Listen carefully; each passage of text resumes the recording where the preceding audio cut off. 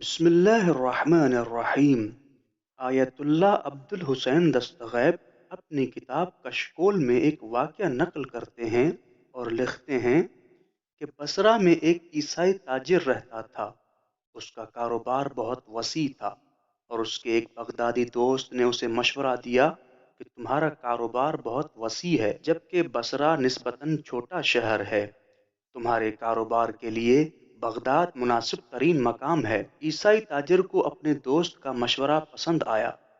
उसने बसरा में मौजूद अपने तमाम कारोबार को समेटा और नकदी इकट्ठी करके कश्ती पर बैठा और बगदाद के लिए रवाना हो गया। अभी कश्ती ने बसरा और बगदाद का आधा रास्ता ही तय किया था कि दरियाई कज़ाकों ने उस कश्ती पर हमला कर दिया और उसकी तमाम नकदी छीन कर ले गए। जब उसके पास कुछ न रहा तो उसने बगदाद जाने का इरादा तर्क कर दिया और कश्ती को छोड़कर सहरा नूरदी करने लगा। कुछ देर बाद उसे सहरा में वीरान मकानात दिखाई दिए। उसने वहां चंद लम्हे आराम किया, फिर वहां से आगे चल पड़ा। रास्ते में उसे कुछ सहराई कबाइल मिले। ये उनके पास चंद रोज ठहरा। फिर वहां से शहर हिल्ला आ गया और हिल्ला में एक कबीले के यहाँ जाकर मेहमान ठहरा। उसने देखा कि उस मेहमान खाने में बहुत से मुसाफिर आए हुए हैं। ईसाई ने लोगों से पूछा कि ये कौन हैं और कहाँ जा रहे हैं। लोगों ने उसे बताया कि ये लोग शिया हैं और ये लोग हज़रत सैयद शुहदा इमाम हुसैन अलैहिस्सलाम की ज़ियारत के लिए करबला जा रहे हैं। ईसाई ने नौ वारिद मेहमानों से कहा कि आप लोग मुझे भी अपने साथ करबला ले चलें, मैं रास्ते में आप लोगों के सामान की हिफाजत करूंगा। ये कहकर वो उनके काफिले में शामिल हो गया और उन्होंने करबला का रुख किया। जब वो करबला में दाखिल हुए तो वो शब आशूर थी। उन लोगों ने अपना सामान उस जवान के पास रखा और कहने लगे कि हम आज तमाम रात सहने इमाम हुसैन अलैहिस्सलाम में अज़ादारी करेंगे और सुबह के वक्त तुम्हारे पास वापस आएंगे।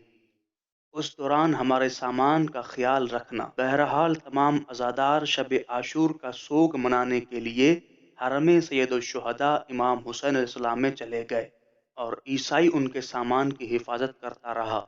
शब आशूर सारी रात ज़ायरीन का सैलाब जारी रहा। सारी रात क्रिया व मातम की सदाएं बुलंद होती रहीं, यहाँ तक कि फज्र का वक्त हो गया। ईसाई जो कि सारी रात जागा हुआ था, उस वक्त उसे नींद आ गई। उसने आलम ख्वाब में देखा, एक नूरानी शख्सियत हरम से बाहर आई और उसके साथ बहुत से गुलाम थे।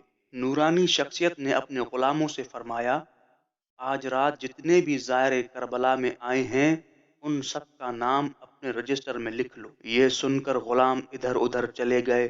कुछ देर बाद वो हाजिर हुए। उनके हाथों में रजिस्टर थे। उन्होंने नूरानी शख्सियत से कहा कि आका, हमने सबके नाम लिख लिए हैं। अजीमुल कद्र शख्सियत ने फरमाया, ख्याल रखना किसी को भी फरामोश न करना। जो भी करबला में ज़ियारत के लिए आया है सबके नाम लिख लो। गुलामों ने अर्ज किया, आका, हमने सबके नाम लिख लिए हैं। उस वक्त उस अजीमुल कद्र शख्सियत ने फरमाया, फिर क्या वजह है कि तुमने इस ईसाई का नाम नहीं लिखा।